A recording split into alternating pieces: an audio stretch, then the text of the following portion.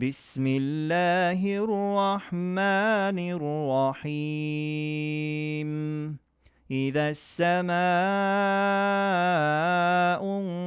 انشقت وأذنت لربها وحقت وإذا الأرض مدت وألقت ما فيها وتخلت وأذنت لربها وحقت يا أيها الإنسان إنك كادح إلى ربك كدحا فملاقيه فأما من أوتي كتابه بيمينه فسوف يحاسب حسابا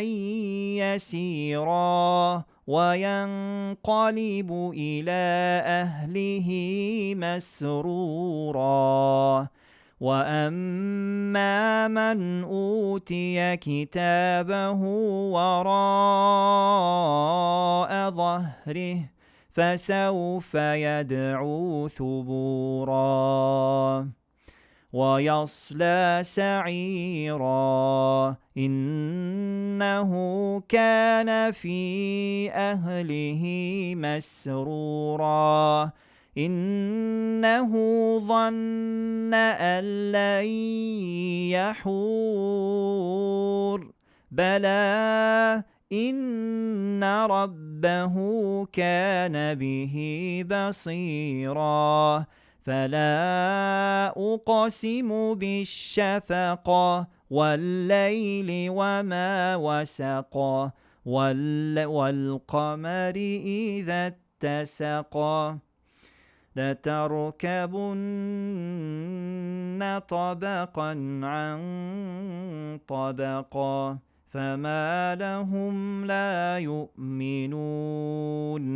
وإذا قرئ عليهم القرآن لا يسجدون